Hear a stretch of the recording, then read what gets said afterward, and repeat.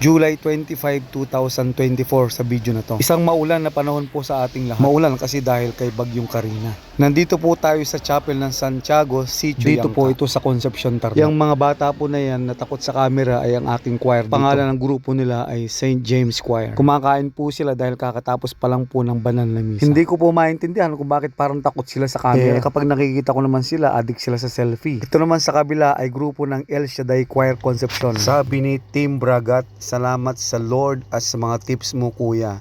From 1.4 na kreya, bumalik sa 0.6 sa loob ng 49 days. Maraming salamat kuya. Maraming salamat din po at sana ay ituloy-tuloy niyo po yung nasimulan yung diet.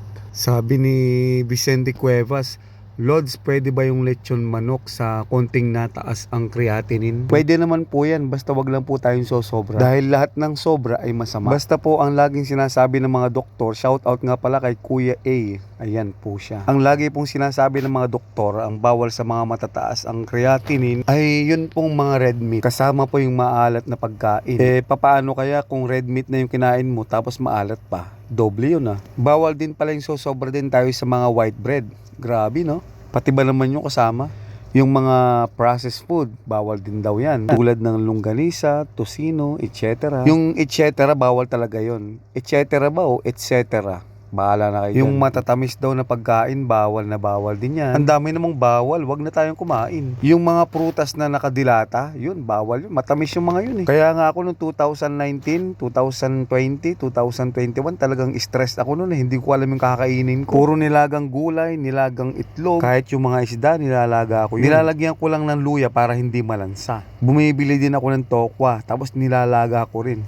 Kasi dahil bawal ang red meat, siyempre kailangan pa rin natin ng protein. So, kumukuha ako ng protein sa tokwa o yung tofu. Pero effective naman. Talagang bumalik sa normal yung creatinine. 3 years kong ginagawa yun. Ngayon namang 2024, bumalik na ako sa normal na pagkain. Pero iniiwasan ko pa rin yung mga red meat. Kaya ko nasabi na bumalik na ako sa dati kong pagkain. Bago kasi tumaas yung creatinine ko, kinakain ko lahat ng ulam. Tapos, sobrang dami. Talagang nagpapakabusog ako. Tapos nung tumaas yung creatinine ko, gulay lang ang kinakain ko na halos nilaga. Alam mo yung halos masuka-suka ka dahil walang lasa yung kinakain. For 3 years, halos ganun ang aking ginagawa. Pero ngayon, halos kinakain ko na yung mga dati kong iniiwasan, maliban na lang sa red meat talaga. Kung dati hindi ako umiinom ng soft drinks, ngayon tumitikim na ako kapag may okasyon, pero isang lagok lang talaga. As in, isang lagok lang. Kung dati hindi na ako kumakain ng salad, ngayon kumakain ako ng salad pero talagang konti lang. Tapos susundan ko agad yun ng tubig. Linawin ko lang po ha, hindi po talaga totally pinapaalis yung red meat. Kung kakain ka daw po ng mga red meat, sabi ng doktor, kailangan kasing laki lang daw po ito ng bahay ng posporo. Pero ang ginawa ko, talagang totally inalis ko. So kayo po, choice nyo po kung talagang aalisin nyo o babawasan nyo lang. Kayo po ang masusunod doon. Pero wala pong sinasabi ang doktor na bawal talaga yon. Choice ko po na hindi ko na inakain yung mga red meat. Dahil makakakuha ka pa naman ng protein sa mga ibang pagkain gaya ng nilagang itlog at saka yung tokwa.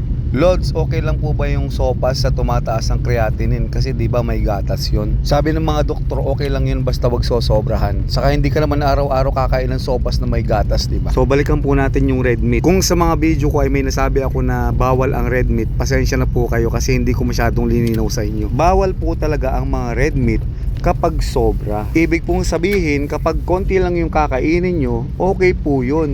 Bakit ako? Hindi ako kumakain ng red meat noon. Choice ko po yun mga kaibigan. Okay na po ha. Ano ba yung mga red meat? Yan po yung mga karne ng baka, karne ng baboy, yung karne ng tupa. Bihira lang naman yun dito. Pasok din daw sa red meat yung karne ng kambing. At saka yung karne ng usa. Nako, wala naman tayong ganun dito eh. Guys, kung meron kayong natututunan kahit papaano sa aking mga video, huwag kayong mahihiyang mag-share sa mga kakilala nyo o kaya sa mga mahal nyo sa buhay para mas lalo akong ganahan na mag-upload. Tapos, huwag nyo rin kalilimutan na mag-like at saka mag-subscribe. Tapos, kung gusto nyo mag-comment dun sa comment section, mag-comment po kayo para alam ko po kung sino yung nanonood sa akin. Para kapag naging milyonaryo na ako, hindi ko kayo makakalimutan. Ayun oh. Kailangan po ba ng fasting sa creatinine bago magpa-laboratory? Kung creatinine lang po yung ipapatest nyo mga tol, hindi na po kailangan ng fasting. Pero kung ang pinagawa sa inyo ng doktor ay FBS o yung fasting blood sugar, natural, kailangan nyo ng fasting. Kasi itetest din yung sugar nyo kung mataas o kung diabetic kayo. Pero kung creatinine lang ipapatest nyo, pwede po yun. Kahit yun lang creatinine, punta lang kayo sa laboratory. Sabihin nyo lang doon sa medtech na gusto nyo lang malaman yung creatinine nyo. kung okay pa ba, kung katapusan nyo na o hindi pa. Ngayon, kung mataas yung creatinine ninyo, ang una nyong gawin, uminom kayo ng sapat na tubig. Yun po yung pinaka-basic. Sapat na tubig, hindi po sobrang tubig, hindi po konti. Para malaman nyo kung nakakainom kayo ng sapat, bili kayo ng pitchill.